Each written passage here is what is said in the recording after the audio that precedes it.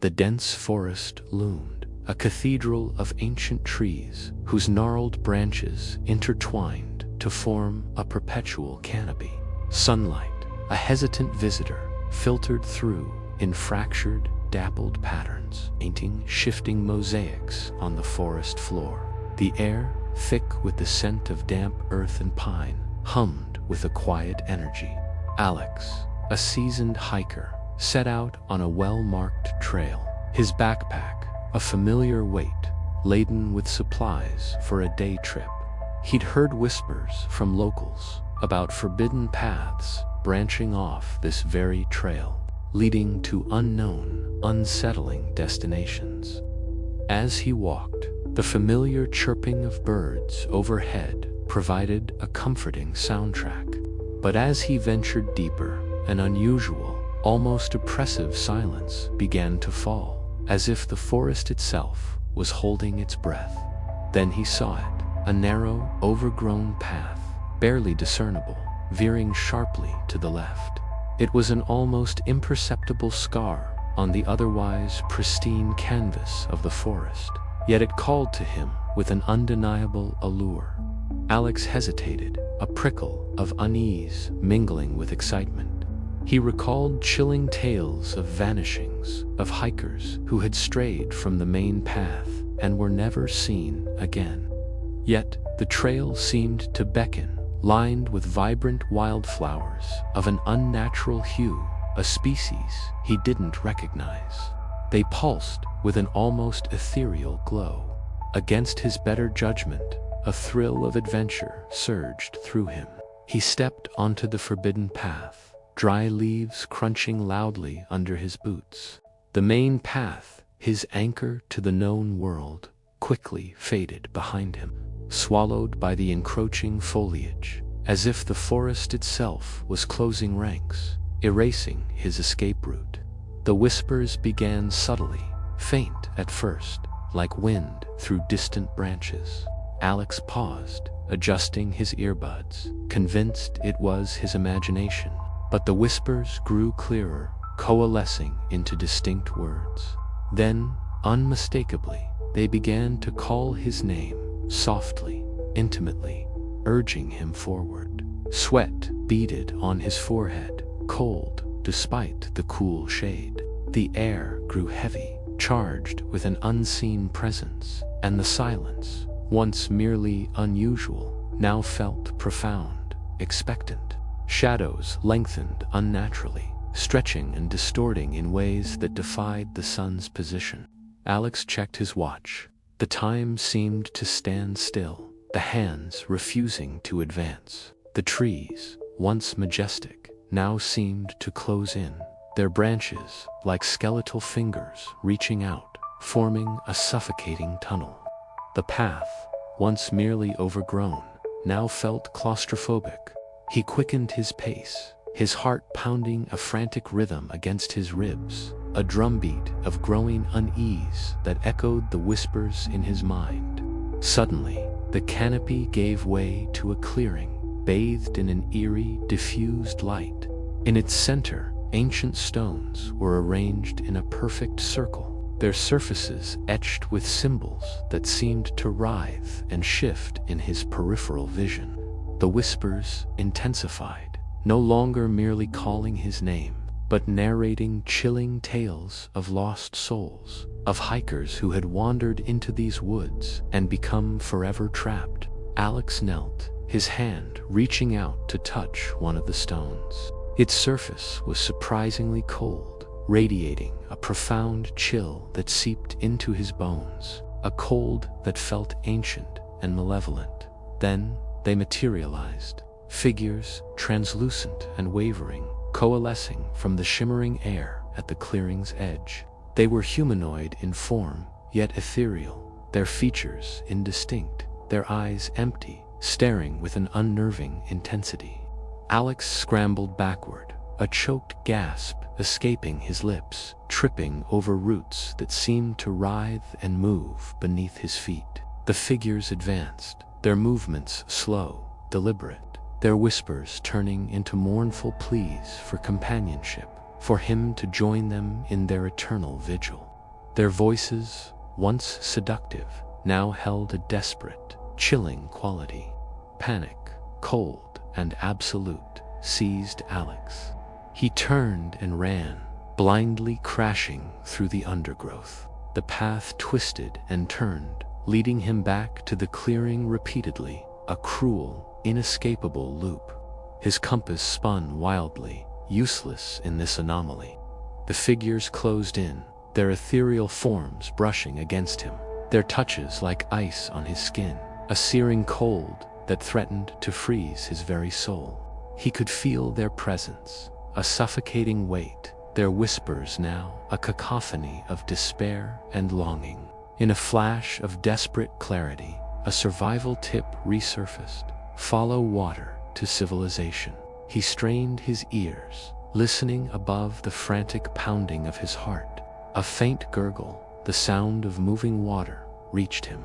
He bolted toward it, adrenaline propelling him forward, branches scraping his arms and face. The whispers followed, echoing accusations of intrusion, their voices growing more enraged with each step he took towards salvation. He burst through a final thicket, stumbling onto the banks of a narrow, fast-flowing stream. Without hesitation, he plunged into the icy water, the cold shocking his system. The figures hesitated at the bank, their forms wavering, unable to cross the flowing water, as if it were a sacred barrier. Alex pressed on, the current strong against his legs, but he pushed through, his gaze fixed on the faint light that now seemed to pierce the dense canopy ahead. As he moved further downstream, the path miraculously straightened, the oppressive feeling began to lift, and the whispers finally faded, replaced by the comforting sounds of the forest returning to its natural rhythm. He emerged onto the main trail, soaked, exhausted, and profoundly disoriented. He flagged down a pair of park rangers, their faces etched with concern at his disheveled appearance. He recounted his harrowing tale, his voice hoarse, but they dismissed it as dehydration and hallucination. Yet, as they spoke, Alex noticed a subtle shift in their eyes, a flicker of something unsaid, a shared understanding that transcended their official explanation. Later, he would learn that park records held numerous similar vanishings, unsolved mysteries that haunted the quiet wilderness.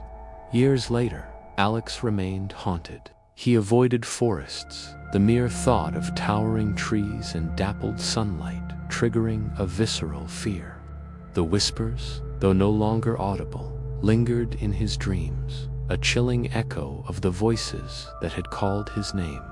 The vanishing trail, a malevolent entity hidden within the heart of the park, continued to claim many its mystery unsolved, its allure a deadly trap for the unwary, forever waiting for the next curious soul to stray from the known path.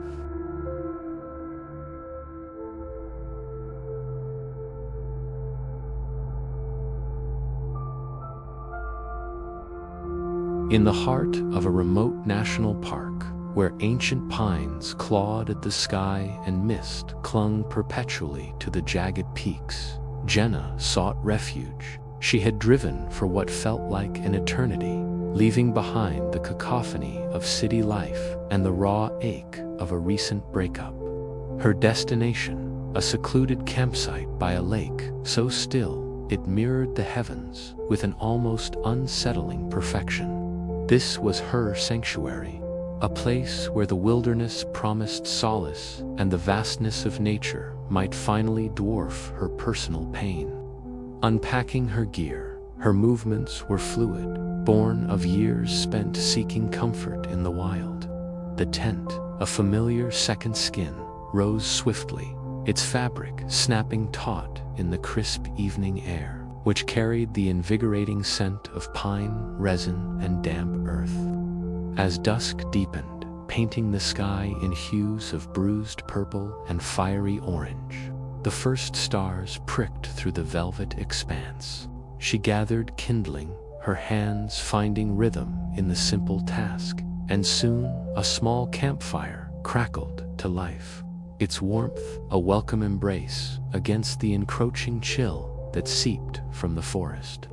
Jenna settled by the fire, the flickering light dancing across her weary face. Dinner was a ritual of comfort, hot dogs sizzling on a stick, followed by marshmallows, their sugary sweetness a stark contrast to the bitterness in her soul. The familiar sounds of the wilderness, the rustle of unseen animals in the undergrowth, the distant hoot of an owl, were usually a balm, a reassuring symphony of life. Tonight, however, they seemed amplified, each snap of a twig or whisper of wind through the trees prickling her senses. She sipped herbal tea from a dented thermos, its warmth spreading through her, and gazed at the lake's calm surface, a dark mirror reflecting the fire's dance. The tranquility was abruptly shattered by a sound that defied the natural order. A strange, distorted call echoing through the dense canopy. It mimicked a human cry for help, but it was subtly off-key, a grotesque parody, like a recording played at the wrong speed, stretched and warped into something unsettling. Jenna froze, the Hoffiton marshmallow forgotten. Her heart, which had just begun to slow its frantic rhythm, now hammered against her ribs. Her flashlight, a slender beam of defiance against the encroaching darkness, swept across the blackness beyond the fire's glow. Nothing, just the impenetrable wall of trees, their shadows elongated and distorted by the firelight. She tried to rationalize it, dismissing it as an owl, or perhaps her imagination, frayed by isolation and lingering grief. But then it came again, closer this time, a chillingly accurate imitation of her ex-boyfriend's voice, pleading for assistance, laced with a desperation that twisted her gut. It was a voice she knew intimately, a voice that had once promised forever, now twisted into an instrument of fear. An icy dread began to creep through her veins. Unnerved, but determined not to succumb to panic, Jenna acted instinctively. She grabbed her water bottle, dousing the fire with a swift, decisive motion. Embers hissed in protest, spitting steam into the night as darkness, thick and absolute, swallowed the campsite. The sudden absence of light was disorienting, amplifying the sounds of the forest, making every rustle and creak seem menacing. She fumbled her way back to her tent, her hands trembling as she zipped the flap shut, the sound of flimsy barrier against the unknown. Crawling into her sleeping bag, she pulled it tight around her, a desperate attempt to create a cocoon of safety. But the calls continued, relentless and insidious. Shifting from desperate cries, they circled the campsite with unnerving precision, a predator toying with its prey. Through a small mesh window, she risked a peek, her breath catching in her throat. A tall shadow, impossibly thin, humanoid in shape, but with unnaturally elongated limbs that bent at grotesque, impossible angles, moved silently among the trees. It was a silhouette of pure nightmare, the beast, for that's what it had to be, then mimicked Jenna's own whisper from earlier, "Who's there?" with perfect, chilling intonation. It was her voice, her fear, thrown back at her, drawing ever nearer to the tent. Her heart raced, a frantic drumbeat against the silence of the night. She fumbled for her phone, a useless brick in this remote location, signal bars mockingly absent. A light scratching began at the tent fabric, a sound like nails on a chalkboard, sending shivers down her spine. Then its voice shifted again, morphing into her mother's concerned tone, pleading for entry with familiar endearments, words that had once brought comfort, now twisted into a weapon. It spoke of worry, of a need to check on her, using phrases only her mother would use, a cruel manipulation that threatened to break her resolve. Jenna's mind raced, desperately searching for an explanation, a defense. Vague legends, half-remembered from obscure online forums about cryptid creatures rumored to inhabit these very parks, resurfaced with terrifying clarity. The mimic beast, a shadowy entity known for luring prey with the deceptive voices of loved ones, preying on their emotional vulnerabilities. She forced herself to stay silent, every muscle tensed, knowing that any response, any sign of recognition, might encourage it further, might invite it in. But the beast was relentless, its mimicry growing more sophisticated, more personal. It began imitating conversations with friends, replaying snippets from her past with chilling accuracy, inside jokes, private confessions, moments of shared laughter and tears. It was as if it had somehow delved into the deepest recesses of her memory, plundering her most cherished moments and twisting them into instruments of torture. As the night wore on, an eternity of terror, Jenna huddled deeper into her sleeping bag, sweat beading on her forehead despite the cold seeping into the tent.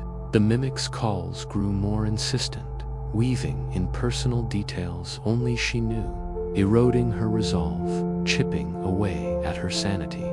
It spoke of her childhood dog, of a secret dream she'd only ever confided in one person, of a specific scar on her knee from a long-forgotten fall. Each detail was a hammer blow, shattering her defenses. She considered running, a desperate dash into the unknown. But the darkness outside was a living, breathing entity, where the beast held every advantage. The thought of stumbling blindly through the trees, pursued by that malevolent mimicry, was more terrifying than staying put, trapped in her flimsy canvas prison. She imagined its elongated limbs reaching for her, its distorted face leering in the moonlight. Finally, after what felt like an eternity, dawn's first tentative light filtered through the tent fabric, a pale, hopeful gray. The calls, which had been a constant torment, began to fade, retreating into the deeper shadows of the forest, as if the beast itself could not endure the light. Jenna emerged cautiously, her limbs stiff, her body aching from the night's ordeal. The campsite, once a place of peace, now felt tainted, haunted. She packed her gear with trembling hands, her movements jerky and uncoordinated, eager to flee the cursed spot, to put as much distance as possible between herself and the horror she had endured. Driving out of the park, the rising sun casting long shadows behind her, she felt a profound sense of relief, mixed with a lingering, unsettling fear. She reported the encounter to the park rangers, her voice hoarse, her story met with grave nods and knowing glances. They noted similar unsolved mysteries in their logs, whispers of strange occurrences that had never been fully explained, adding another chilling layer to her experience. Back in civilization, the echoes of the night persisted. Jenna heard mimic voices in crowded places, a child's laughter twisting into a familiar plea, a stranger's casual remark morphing into a chilling whisper from her past. Paranoia lingered like a shadow, a constant companion, reminding her of the thin veil between the known and the unknown. She knew, with a certainty that chilled her to the bone, that the shadowed beast continued to roam the park, its deceptive calls claiming unwary victims in the night, forever haunting the quiet wilderness. And sometimes, in the dead of night, when the city was silent, she could almost hear it, a faint, distorted echo of her own voice calling out into the darkness.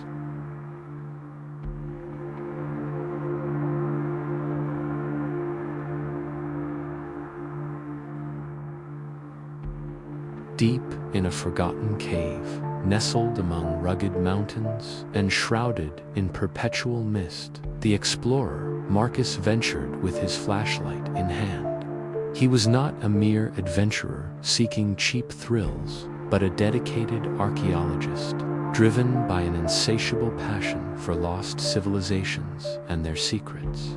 His footsteps echoed in the damp silence, each shadow dancing in the flickering light of his lamp, seeming to hide an ancient mystery.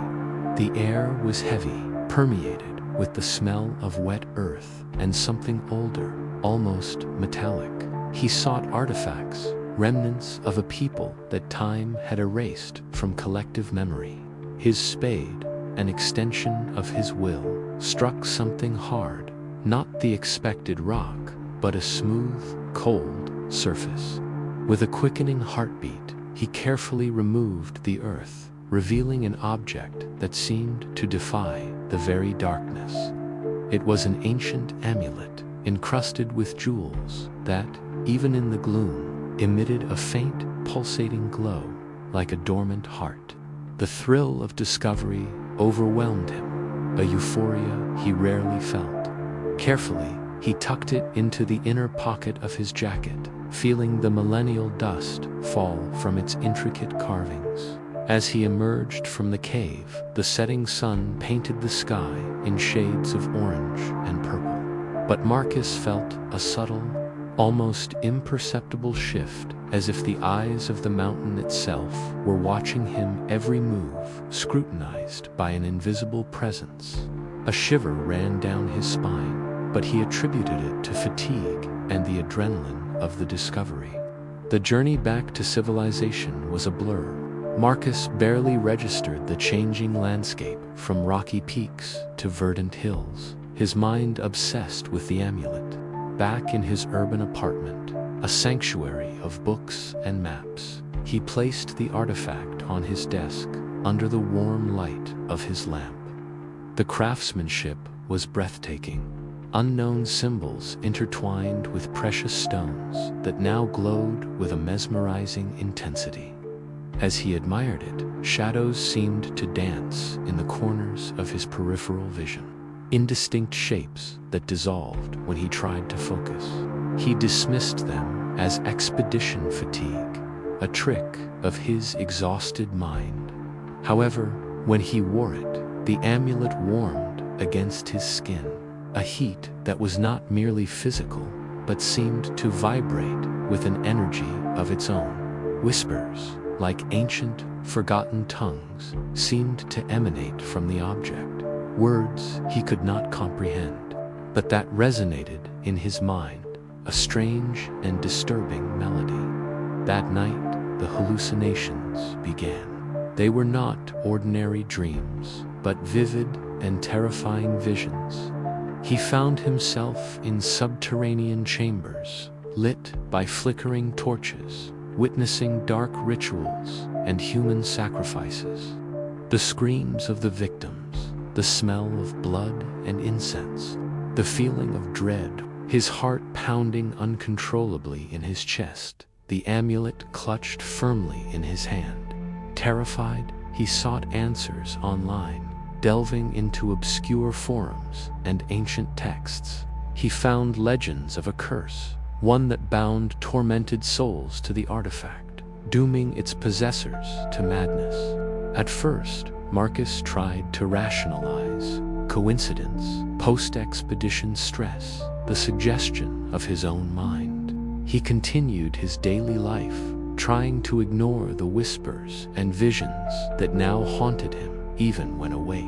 But the physical changes were undeniable. His skin, once tanned by the expedition's sun, paled unnaturally, almost translucent. His eyes, once full of curiosity, were now surrounded by dark, deep shadows, a reflection of the darkness settling in his soul. Friends, concerned, noticed the transformation during their gatherings. "Marcus, are you sick? You need a doctor now," they insisted, their voices filled with genuine concern. He conceded, undergoing a battery of tests. The doctors, perplexed, found no physical ailments, suggesting a psychological evaluation instead. But Marcus knew it wasn't his mind that was failing, but something far older and more sinister. The whispers turned into voices, demanding, pleading, ordering that the amulet be returned to its place of origin, to the cave that had guarded it for centuries. Marcus resisted, locking the amulet in a drawer, as if metal and wood could contain the force emanating from it. But the nightmares intensified, reliving the victim's agonies in graphic and disturbing detail. He tossed and turned in bed, sleep a distant mirage, as the curse tightened its grip, draining his vitality and sanity.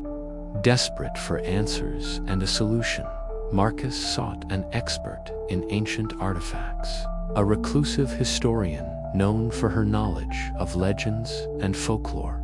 Dr. Eleanor Vance, a woman with graying hair and piercing eyes, examined the amulet with a gravity that confirmed Marcus's worst fears. "It's authentic," she murmured, her voice hoarse. "The curse is real, but there is a ritual, an ancient one, passed down through generations, involving sacred fire and specific chants." Marcus, with renewed hope, prepared meticulously. Under the silvery moonlight, in his own apartment, he gathered the ingredients for the ritual. The amulet now pulsed with anger, a furious beat that seemed to sense its impending destruction. Entities began to manifest, shadowy, ethereal forms emerging from the walls, lunging with spectral force, trying to stop him. During the ritual's climax, Marcus, his voice choked with fear and determination, chanted the ancient words. He ignited the fire, the flames consuming the amulet in a blinding glow. The curse fought back, the entities shrieking in defiance, their wails echoing in the room, but the bond shattered. A profound silence followed, the air clearing of the oppressive weight that had suffocated him for weeks. Marcus's physical changes slowly reversed. Color returned to his skin, his eyes cleared of darkness.